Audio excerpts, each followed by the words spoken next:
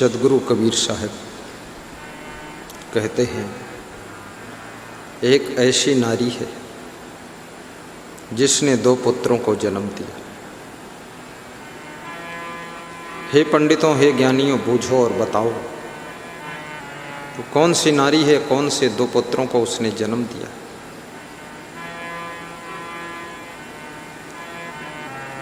कबीर कहते हैं कि भक्ति रूपी नारी है, ज्ञान वैराग्य रूपी 2 पुत्रों को जन्म दिया। भक्ति ही ज्ञान और वैराग्य को जन्म देती है,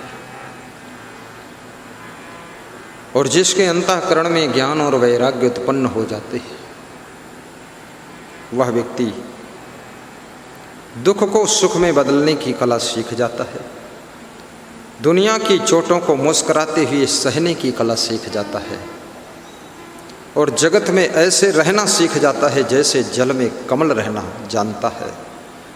फिर उसको पीड़ा नहीं होती है। याद रखना,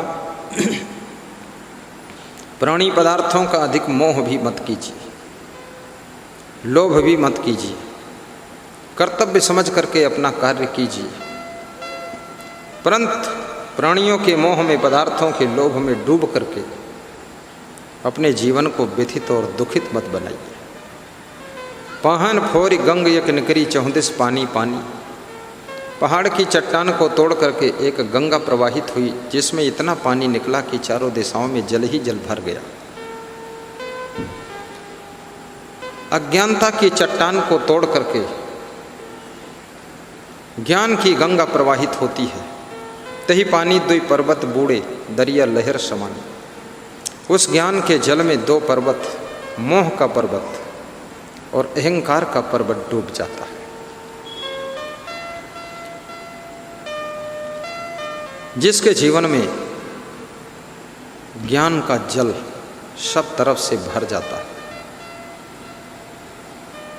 आध्यात्मिक ज्ञान, व्यवहारिक ज्ञान, सामाजिक ज्ञान, आत्मिक ज्ञान, प्राणी पदार्थों का ज्ञान, पारिवारिक ज्ञान, व्यवसायिक ज्ञान, राजनीतिक ज्ञान, जो जो जरूरत है सब ज्ञान जिसके अंदर आ जाता है। और जब आत्म ज्ञान हो जाता है, मैं कौन हूँ, मैं अजर अमर विनाशी आत्मा हूँ। शरीर क्या है? ये जड़ तत्वों से बना हुआ एक ढांचा है। बचपन से जवान, जवान से बूढ़ा, बूढ़ा से जर्जर, जर्जर से मर जाता है। ये शरीर हमेशा एक रस नहीं रहता है, परिवर्तन होता रहता है। तुम सोते रहते हो लेकिन इसकी उम्र बढ़ती रहती है। तुम बातें करते रहते हो लेकिन शरीर का समय कम होता चला जा रहा है। जब बचपन से जवान होते हो तुम कहते हो हम बड़े हो गए,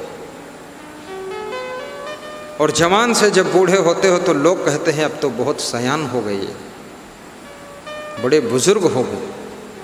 लेकिन सच में अब बहुत थोड़े दिन जीने का वक्त बचा है। और एक बार नहीं, अनेक बार, अनेक बार नहीं, बारंबार इस जगत में तुम आकर के जन्म लेते हो।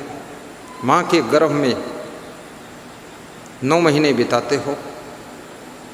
प्रसव पीड़ा के साथ में तुम्हारा जन्म होता है। बाल अवस्था, पराधीनता की अवस्था को दुखी होकर के पार करते हो। खेल कूद में बचपन गंवाते हो, चंचलता में बचपन बिताते हो, और धीरे से जवान हो जाते हो। तुम्हारा जिस दिन जन्म होता है तुम्हारे माता पिता को बहुत बड़ी तुमसे आशा जग जाती है, और आशा के जगते ही तुम्हारे प्रति वे बहुत सी कल्पना कर बैठते हैं कि बेटा बड़ा होगा, ये करेगा, वो करेगा। रोज तुम्हारा मुंह देखते हैं, ओंठे देखते हैं, आंखें देखते हैं, और कहते हैं आंखों में चमक है, ओंठें भी सुंदर हैं, बालक होनहार है, रंगीला नाम है। लेकिन जवानी में प्रवेश करते ही जब तुम्हारा मन चंचलता करना शुरू कर देता है, इंद्रियों की उलझन में तुम फंस जाते हो, माता पिता को भूलने लग जाते हो, परिवार से संबंध तोड़ने लग जाते हो और विषया शक्ति की कीचड़ में फंस करके तुम अपने कर्तव्य को तिरोहित कर देते हो, तब तुम्हारे माता के होश हवा से उड़ जाते हैं और पिता के सपने चकनाचूर होने लग जाते हैं। तब उनका मन दुखी होता है कि मैं तो सोचा था पुत्र पैदा हुआ है, लेकिन मेरे द्वारा ये कोई शत्रु की आत्मा पैदा हुई है जो हमको दुख देने का काम कर रही है।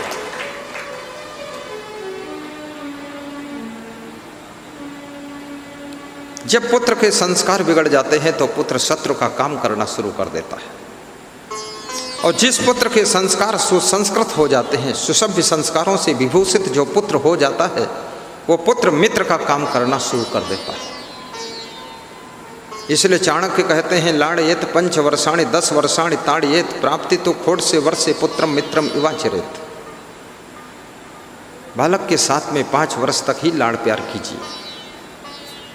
अधिक दुलार, अधिक मोह, अधिक लाड़, अधिक प्यार, ये बालक के भविष्य को, भाग्य को बिगाड़ देता है। अनुशासन भी रखिए। जो गुरु लोग अपने शिष्य को लल्लू बनाकर रखते हैं, उनके शिष्य सब नालायक निकल जाते हैं। शिष्यों के ऊपर अनुशासन कीजिए। शिष्यों को डर भी होना चाहिए, प्रेम भी होना चाहिए, कंट्रोल भी होना चाहिए। और जो अनुशासन और नियम का उल्लंघन करे, उस शिष्य को गेट खोल करके बाहर का रास्ता भी दिखाना चाहिए। ये फालतू बंदरों की भीड़ इकट्ठा मत करिए, अन्यथा गुरुदेव आपका मान सम्मान कीचड़ में मिला देंगे सब। जलता हुआ दीपक एक काफी है उजाला करने के लिए, लाखों बुझे हुए दीपकों को जलाने के लिए, लेकिन बुझे हुए दीप करोड़ों बेकार हैं। ना वो खुद उजाला करेंगे और न किसी बुझे हुए दीपक को जला सकेंगे। संस्कारवान एक शिष्य भी काफी है जगत के संस्कारों को सुंदर बनाने के लिए। संस्कारवान एक पुत्र काफी है आपकी जिंदगी का नाम रोशन करने के लिए, आपको सुख शांति देने के लिए। इसलिए संस्कार उनको जरूर दीजिए।